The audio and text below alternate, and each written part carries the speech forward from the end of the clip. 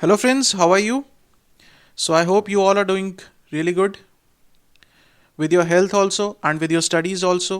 तो फाइनली हमारा जो एग्ज़ाम डे है वो आ गया है, जिसका एक साल से इंतज़ार कर रहे थे सर।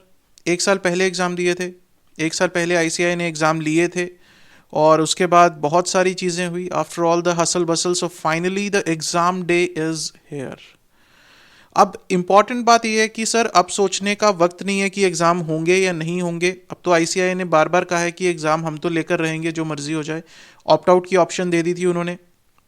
बहुत सारे बच्चों ने ऑप्ट आउट भी कर लिया। कुछ के वैलिड रीजंस थे, कुछ बच्चों ने इसलिए ऑप्ट आउट किया कि सर हमारी तैयारी नहीं है अभी, राइट। तो जिन्होंने ऑप्ट आउट किया कि सर तैयारी नहीं है, तो उनके लिए तो मैं कहना चाहूँगा कि बेटा अगर एक साल में तैयारी नहीं की तो अब एक महीने में क्या तैयारी करोगे, समझ के बाहर है। चलो एनी हाउ, आप लोगों की मर्जी। अब जिन बच्चों का अटेम्प्ट है, जो दे रहे हैं अब नवंबर 2020 में अटेम्प्ट, सबसे पहले तो उन सबको गुड लक। कुछ चीज़ें जो बहुत ज़्यादा ध्यान रखनी है आप लोगों ने ड्यूरिंग द एग्ज़ाम। सबसे पहली चीज़ कि किसी भी तरह का पैनिक क्रिएट नहीं करना, पैनिक नहीं होना आप लोगों को, ठीक है। क्योंकि अगर आप लोग पैनिक होंगे, आपके पेरेंट्स भी पैनिक होंगे, ठीक। और सबसे बड़ी बात है कि अगर पैनिक आप लोग हो जाओगे तो उससे दो चीज़ें इंपैक्ट होंगी। एक तो आपकी हेल्थ डेफिनेटली इंपैक्ट होगी, और दूसरी चीज़ आपके जो आने वाले एग्जाम्स होंगे वो भी इंपैक्ट होंगे ही होंगे, ठीक है। सो सबसे पहली चीज़, डरना नहीं है किसी भी चीज़ से। सर आप लोग सीए के स्टूडेंट हो, किस चीज़ से डरते हो? नहीं डरना सर।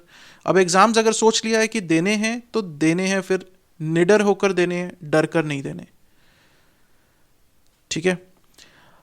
दूसरी चीज़, जो भी आप लोगों का पेपर है, कोई भी किसी भी सब्जेक्ट का, जो भी सब्जेक्ट्स आप लोग तैयारी करोगे, उसमें एक चीज़ इंपॉर्टेंट है कि जितना आप लोगों ने अब तक किया है उसके ऊपर फोकस करना। इस पीरियड में स्पेशली एक दिन एग्जाम से एक दिन पहले कोई भी नया टॉपिक टच नहीं करना है। मैं हमेशा यही कहता हूं कि जितना आप लोगों ने अब तक पढ़ा है उसके ऊपर ही फोकस करो, राइट। अगर कोई टॉपिक छोड़ दिया, उसमें से अगर क्वेश्चन आ भी गया तो कोई बात नहीं, राइट। कई बार स्टूडेंट्स क्या करते हैं, इस टाइम पर नया टॉपिक उठा लेते हैं हम लोग। नया टॉपिक उठाने के चक्कर में हम लोग पुराने टॉपिक्स का भी नुकसान करते हैं। तो वो चीज़, वो गलती नहीं करनी है आप लोगों को।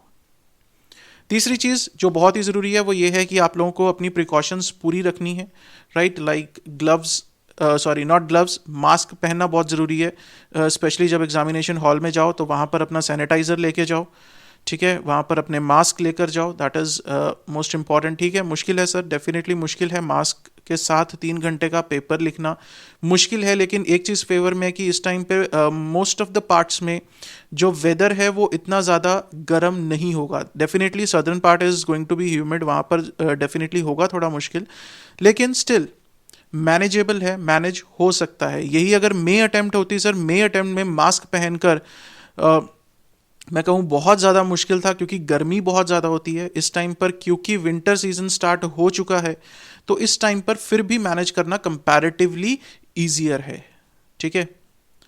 तो वो चीज़ बहुत ज़रूरी है कि आप लोगों का मास्क जो है पूरा टाइम आपके कवर होना चाहिए properly, right. During the exam, जब आप एग्ज़ाम लिख रहे हो, एग्ज़ाम हॉल में जाने टाइम, एग्ज़ाम हॉल से वापस आने टाइम, तो ये सब चीज़ों की छोटी छोटी प्रिकॉशंस जो हैं वो लेनी बहुत ज़्यादा ज़रूरी हैं। जब वापस घर पे आओ, जितने दिन आप लोगों के एग्जाम्स चल रहे हैं उतने दिन घर वालों से थोड़ा सा डिस्टेंस मेंटेन करके रखना ज़रूरी है। ये नहीं है कि सर बिल्कुल देखना ही नहीं है उनको उतने दिन में, that is not the solution, ठीक है। क्योंकि कई बार पेरेंट्स की शक्ल देखना ही एक मोटिवेशन रहता है कि हाँ यार, हमारे पेरेंट्स को इतना एक्सपेक्टेशन है हमसे, तो हमने अच्छा प्रिपेयर करना है, अच्छा अटेम्प्ट करना है, that works as a motivation, right. लेकिन डिस्टेंस मेंटेन करना ज़रूरी है और अपनी प्रिकॉशंस लेना ज़रूरी है, राइट। प्रिकॉशंस लेना कि जब घर आओ तो सबसे पहले आते अपने रूम में जाओ, कपड़े चेंज करो, राइट। स्टीम लेना ज़रूरी है, स्टीम लेते रहो।